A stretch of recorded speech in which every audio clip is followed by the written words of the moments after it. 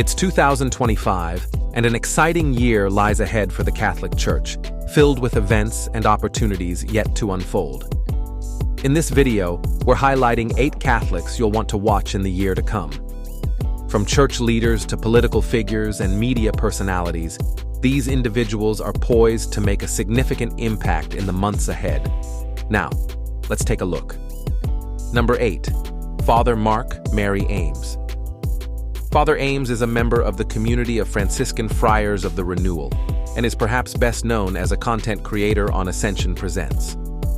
Just recently, he launched a new podcast called The Rosary in a Year that reached the #1 spot on the podcast charts, even topping popular shows like The Joe Rogan Experience.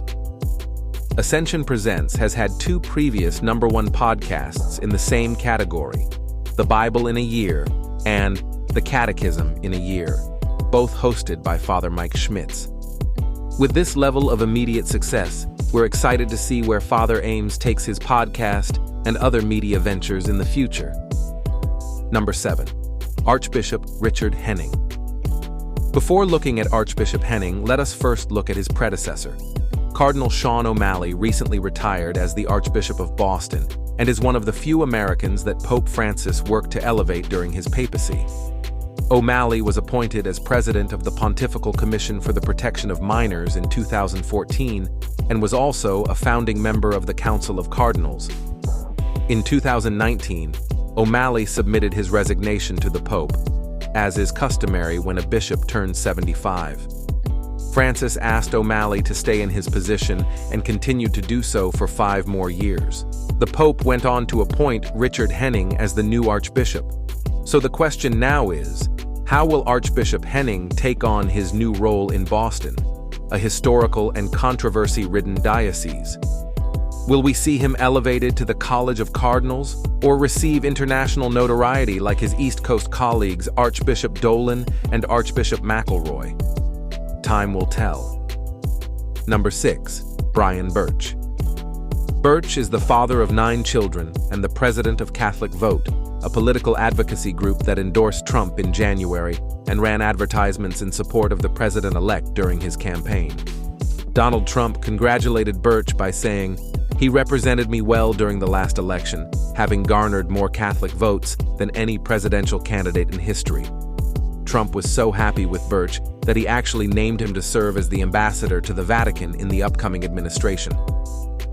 Burch has notably been critical of Pope Francis, accusing him of a pattern of vindictiveness when dealing with his critics, and that the Pope's push for synodality may not be well-intentioned. The next year should give us a lot of insight as to how the relationship between the Holy See and the United States develops. Number 5. Cardinal Pierbattista Pizzala. Having found himself in the middle of a war, Cardinal Pizzala has been thrust into the spotlight over the last 2 years. In October of 2020, he was named the Latin Patriarch of Jerusalem by Pope Francis, the first Italian to hold the position. Fast forward to October of 2023, a deadly attack by Hamas on Israel sparked the war that is still ongoing today. Cardinal Pizzala has found himself front and center with the destruction and carnage that has taken place. He offered himself up to Hamas in exchange for the hostages that were taken out of Israel. They did not take him up on his offer. The fate of Israel and Palestine is currently still unknown. It's unclear if a resolution is on the horizon.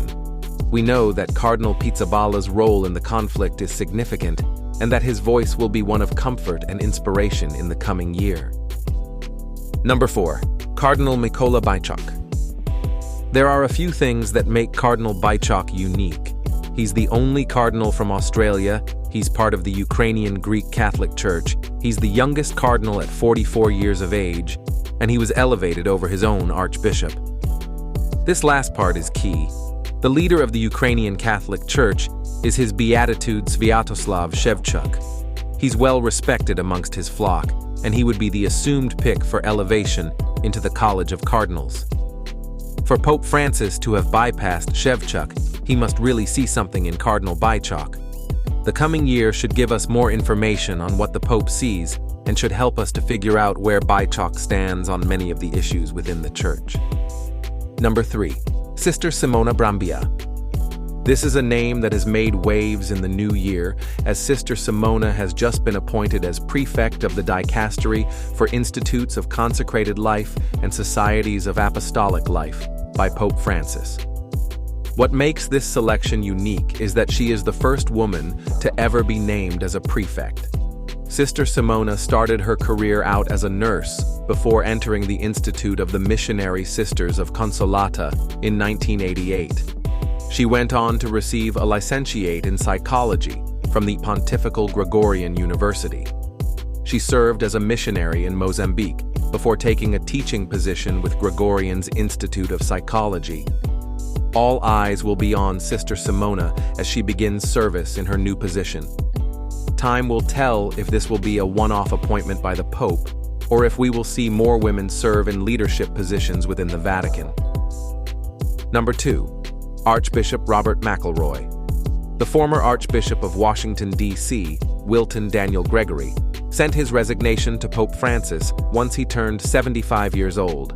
The Pope accepted his resignation and immediately appointed Robert McElroy as the new Archbishop.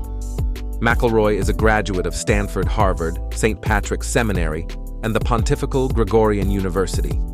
He went on to serve as the Auxiliary Bishop of San Francisco, the Bishop of San Diego, and finally, the Archbishop of Washington, D.C. He was named a Cardinal by Pope Francis in 2022.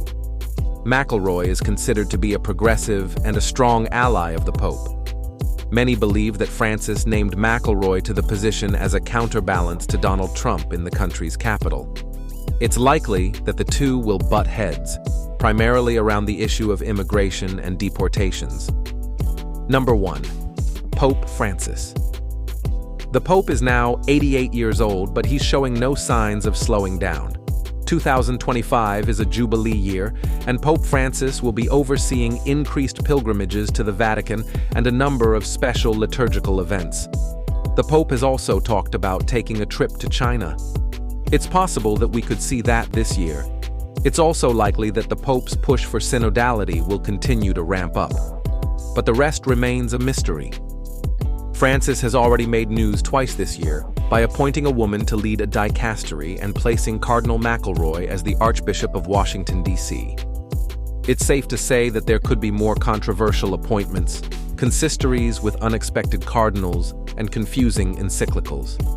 It seems that Pope Francis, as he ages, marches more and more to the beat of his own drum and brings unprecedented decisions to the Church. We'll be watching closely to see all that happens over the next 12 months.